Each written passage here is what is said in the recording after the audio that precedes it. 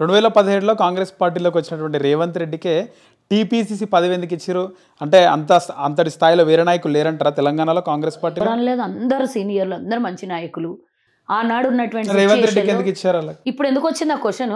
ఇప్పుడు ఎలక్షన్ల ముంగల మా నాయకుల మధ్యలో కొట్లాటలు పెట్టేయడానికి సంవత్సరం ఉంది కదా, సంవత్సరం అయింది కదా ఇచ్చి ఆల్రెడీ. సంవత్సరం కాదు, 2 సంవత్సరాలు కూడా వెళ్ళింది. మొన్న 26వ తారీఖు, జూన్ 26వ తారీఖు. ఇప్పుడు ఈ 25వ నెల ఇది నడుస్తుంది. వచ్చిన 4 సంవత్సరాలకి ఇచ్చారు పదవి.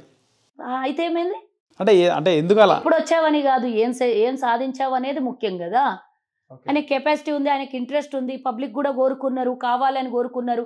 సోషల్ మీడియా కానీ బయట అందరు కానీ మాస్ పబ్లిక్ కానీ అందరు కానీ రేవంత్ రెడ్డి కావాలి అనుకున్నారు.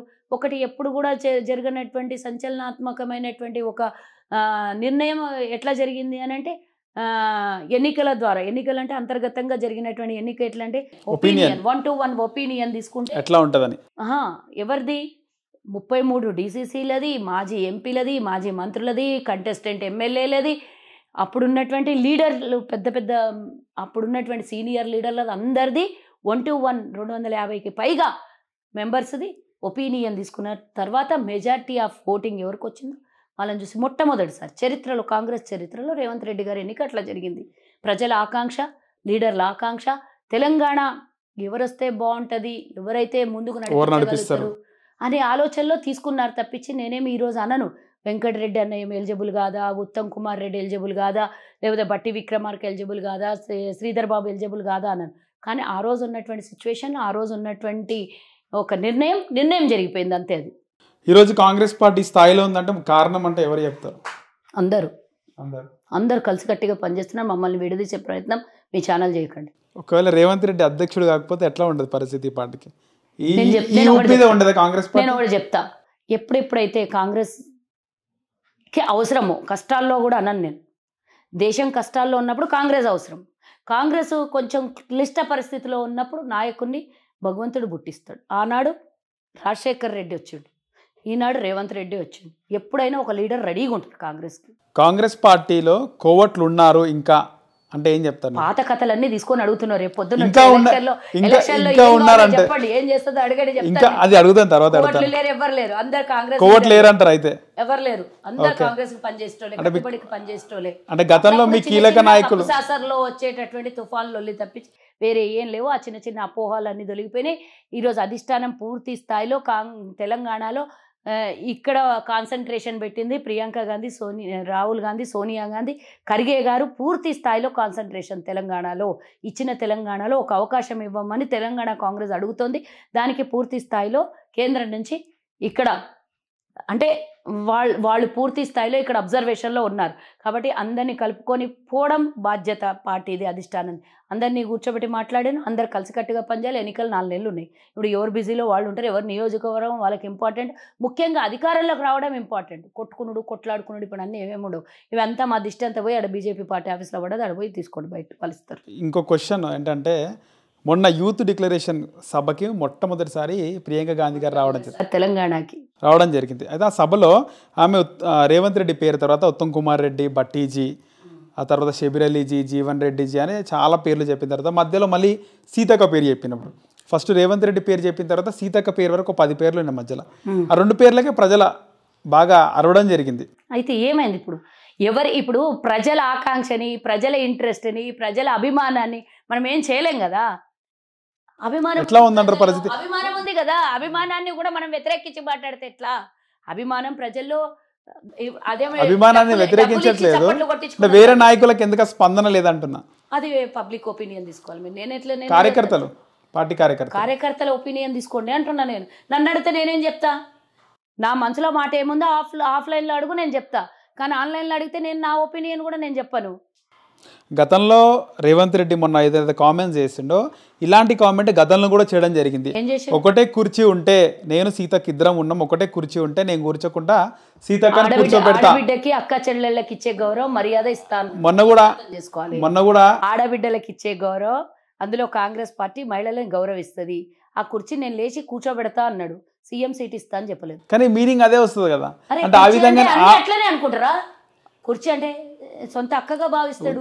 రాజకీయాలే కదా ఉంది, ముఖ్యంగా రాజకీయాలే కదా. సీఎం సీట్ ఇస్తానైతే చెప్పలేదు. మొన్న అయితే నేరుగా అనేసిండు. ఏమన్నాడు? అక్కడ ఉప ముఖ్యమంత్రి కాదు. లిస్ట్ అడిగినటువంటి ప్రశ్నకి మీ దగ్గర దళితులకి గిరిజనులకి సీఎం ఇయ్యర్ ఆదివాసులకి ఇయ్యరా అని వాళ్ళు అడిగిన ప్రశ్న. రేవంత్ రెడ్డి గారు ఓన్గా చెప్పినటువంటి ఆన్సర్ కాదు. ఆదివాసీ గిరిజనులకి మీరు డిప్యూటీ సీఎం ఇయ్యరా అని అంటే అవకాశం వస్తే ముఖ్యమంత్రి కూడా ఇస్తుండొచ్చు అన్నారు. కానీ ఇస్తాను, నేనే గాడ్ ఫాదర్ని, నేనే ఏఐసిసి అధ్యక్షుడిని, నేనే డిక్లేర్ చేస్తాను చెప్పలేదు కదా. దాన్ని చెప్పదాన్ని సృష్టించుకొని పెద్దగా భూతద్దంలో పెట్టి చూపియకండి. ప్రముఖ మీడియా ఛానల్లో కూడా అదే వచ్చింది కదా. అవును వచ్చింది. సీఎంగా అంటే రేవంత్ రెడ్డి గారి వాయిస్ మనం విన్నాం కదా. మీడియా ఏం క్యాప్షన్ ఇచ్చింది, మీడియా ఏమన్నది అనవసరం. అలాంటివి ఏమైనా ఉన్నాయంటారా? ఇప్పుడు నేనేమంటా, పచ్చకామరలో వచ్చిన వానికి పచ్చగానే కనబడతాయి. నాలాంటి వాళ్ళు ఏం చూస్తారు, పార్టీ విధి విధానం చూస్తారు. అలా ఏం మాట్లాడిండో సందర్భం ఏంది అనేది కాంగ్రెస్ ఎన్నికల ముందు అదేమన్నా ప్రకటించే అవకాశం ఉందంటారా? అలాంటి అజెండా ఏమన్నా గతంలో ఎన్నడూ కూడా ముఖ్యమంత్రి ఈసారి శేఖర్ రెడ్డి లాంటి వాళ్ళకు కూడా ప్రకటించలేదు. ఎట్లయితే ఈసారి కూడా ఏం ప్రకటిస్తారో అధిష్టానం నిర్ణయం. అధిష్టానం అంటే అవకాశం ఉందా అంటున్నానండి. నాకు తెలియదు అది. నేను ఇక అంతవరకు నేను ఏఐసిసి లెవెల్లో వెళ్ళి నేను అడగను. మాకు ఏ లైన్ వస్తుందో నెక్స్ట్ డే మాట్లాడడానికి ఆ లైన్ మేము మాట్లాడతాము. మా ఒపీనియన్ మా మనసుకి, ప్రజల ఒపీనియన్ పార్టీది.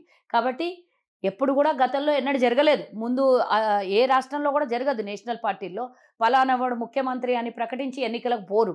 మోస్ట్లీ అది సందర్భాన్ని బట్టి ఏ విధంగా తీసుకుంటుందో పార్టీ నిర్ణయం నాకు తెలియదు. కాంగ్రెస్ పార్టీ ఆఫ్టర్ ఎలక్షన్ల తర్వాత ప్రకటిస్తుందా నాకు తెలియదు. దానికి నేను ముందుగానే మేనిఫెస్టోనే తయారు కాకముందు నేను ముఖ్యమంత్రి అభ్యర్థిని ప్రకటిస్తుందా నేనైతే చెప్తాను. కాంగ్రెస్ పార్టీ మొత్తం 119 నియోజకవర్గాల్లో పోటీ చేస్తుందా? ఎందుకు చేయలేదు? గతంలో చేయలేదా? అంటే షర్మిలను కూడా జాయిన్ చేసుకుని పొత్తే అవకాశం ఉంది అంటున్నారు కదా. పొత్తు కాదు, విలీనం. ఓకే, మెంబర్ అవుతుంది. జూలై 8న విలీనం అన్నారు. విలీనం కాకపోతే పొత్తే అవకాశం ఉంటుంది. ఆమె ఒప్పుకోవట్లేదు, ఆమె అధ్యక్ష పదవి అడుగుతుంది అని చెప్పేసి. అవన్నీ ఏముండవు. ఒక్క సీటుకి అధ్యక్షుని పదవి ఇస్తే ఇక్కడ తెలంగాణలో ఉన్న వాళ్ళందరూ ఏమైపోతారు? అవన్నీ ఏముండవు. కేవలం ఏదో ఒక్క సీట్ ఇస్తుండొచ్చు. లేదు అంటే ముఖ్యంగా ఆమెని ఆంధ్రప్రదేశ్లో ఎక్కువగా ఫోకస్ చేపిస్తుంది. ఈ రోజులు తెలంగాణలో తిరిగి ఆంధ్రప్రదేశ్కి పగ్గాలు తీసుకోమంటే ఆమె తీసుకోదు కదా. వాస్తవానికి తీసుకునేటట్లు ఒప్పిస్తారు.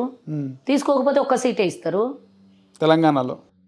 నేను అనుకుంటున్నది నా ఒపీనియన్, ఇది నా పార్టీ ఒపీనియన్ కాదు, నా పర్సనల్ ఒపీనియన్ ఇది నేను చెప్తున్నా. కానీ ముఖ్యంగా నేను చెప్పేది ఏంటంటే ఆంధ్రప్రదేశ్కి ఆమె అవసరం ఎక్కువగా ఉంది. ఆంధ్రప్రదేశ్ ప్రజల దగ్గరికి పోతే పూర్తి స్థాయిలో ఆదరణ దొరుకుతుంది. ఎందుకంటే అక్కడ రాజశేఖర్ రెడ్డి బిడ్డగా ఆమెకు ఆదరణ ఉంటుంది. రాజశేఖర్ రెడ్డి ఆంధ్రప్రదేశ్ గతంలో చేసిండు. మీరు అంటే రాజశేఖర్ రెడ్డి గారు రాయలసీమ వాసులు కాబట్టి రాయలసీమలో, ఆంధ్రప్రదేశ్లో రాయలసీమ ఉంది కాబట్టి అక్కడ ప్రజలు రాజశేఖర్ రెడ్డి గారు చేసిన అభివృద్ధి, కాంగ్రెస్ పార్టీ ఈరోజు అక్కడ చాలా పూర్తి గ్రాఫ్ తగ్గిపోయినటువంటి పార్టీ కాబట్టి ఒక రాజశేఖర్ రెడ్డి బిడ్డగా కాంగ్రెస్కి అవసరం కూడా ఉంది కాబట్టి అక్కడ పనిచేస్తే చాలా బాగుంటుందని నేను కోరుకుంటున్నా. గతంలో కూడా నా ఒపీనియన్ చెప్పిన, ఇప్పుడు కూడా అదే అంటున్నా. తర్వాత పార్టీ నిర్ణయం ఆమె ఇష్టం. హాయ్ ఫ్రెండ్స్, మా టుడే టుమారో యూట్యూబ్ ఛానల్ చూస్తున్నందుకు చాలా థ్యాంక్స్. మరిన్ని లేటెస్ట్ వీడియోస్ కోసం వెంటనే సబ్స్క్రైబ్ చేయండి. అలాగే ఈ బెల్ ని కూడా రింగ్ చేసేయండి. మా నోటిఫికేషన్స్ అన్ని మీ మొబైల్లో వస్తాయి. అలాగే మా వీడియోస్ మీకు నచ్చితే లైక్ చేయండి, షేర్ చేయండి, నచ్చకపోతే కామెంట్ చేయండి.